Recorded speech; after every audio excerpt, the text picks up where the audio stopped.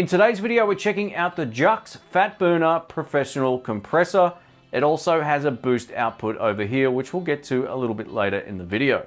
Let's see how it sounds.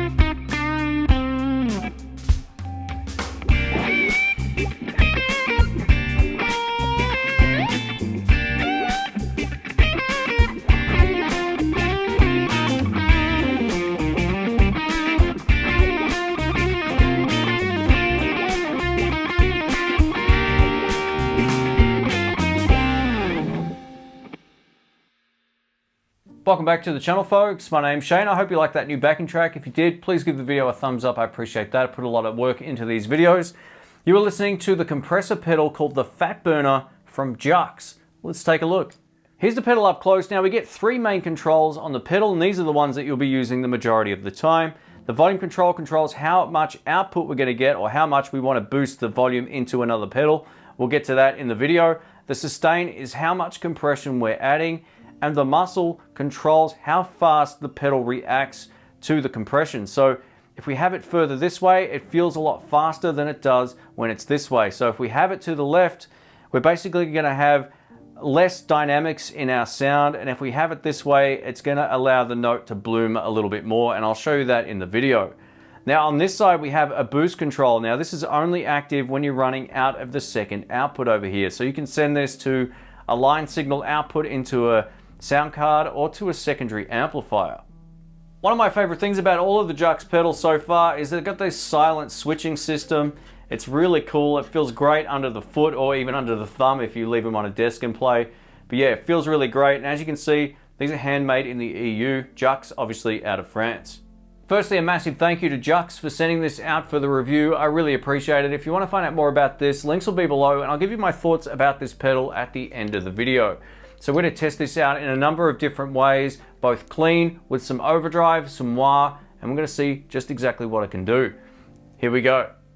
Let's kick it off today. I'm playing the Vola Oz 22. This is made in Japan. It's got a humbucker in the bridge and two single coil pickups. We're going into the Fender Blues Deluxe Reissue amplifier on the clean channel. I'll also show you how it sounds with an overdrive as well as a wah pedal in this video. Timestamps will be below. So this is bridge and middle pickups on clean.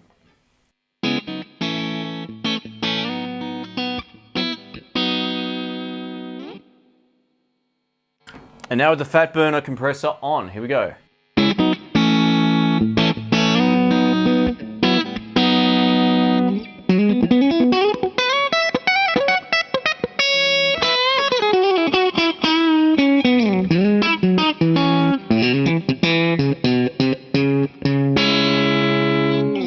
So there's a huge difference with it on and off. Let's try it off for that single note stuff.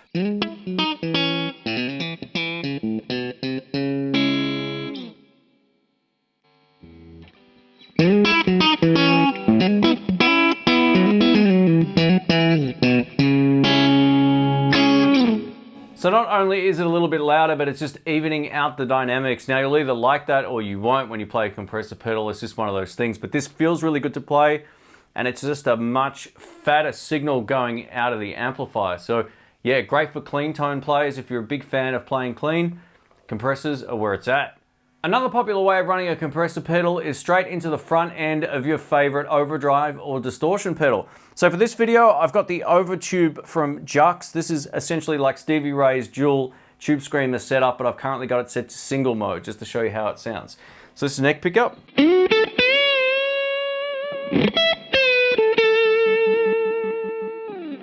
All right, pedal on for a boost.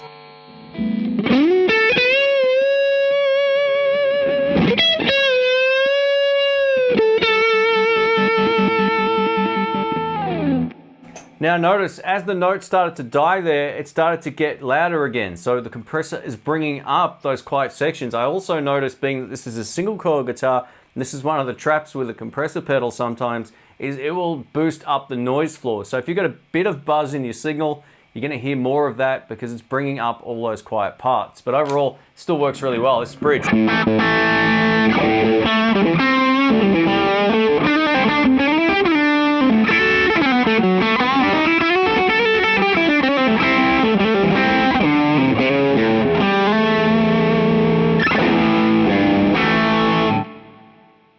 Fat burner off.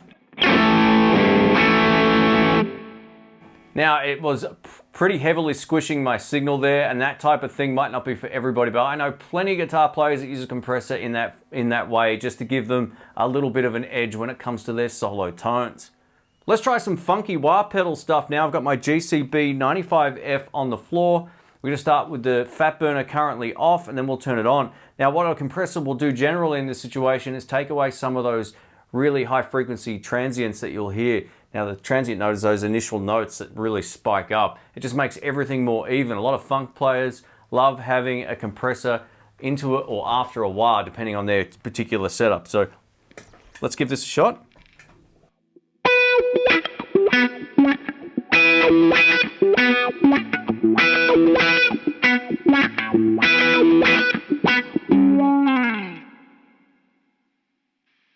And now with the Fat Burner on.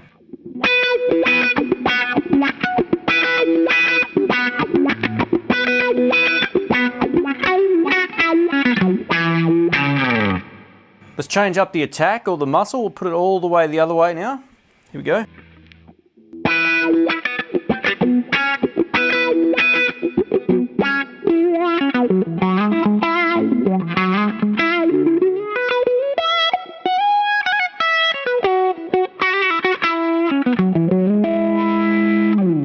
So with the muscle all the way to the left, it's clamping down a whole lot faster. If we put it back this way, you get just that little bit more of the bloom of the note. Here we go.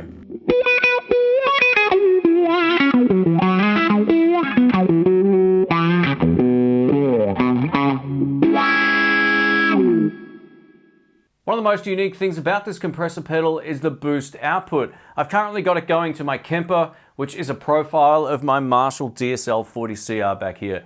So with the pedal off, you're just going to hear the clean tone going directly as you heard it into the Blues Deluxe. Then when I engage the pedal, I'm turning on the compression for the Blues Deluxe, but also sending that second line out into the Marshall. So let's have a listen to this.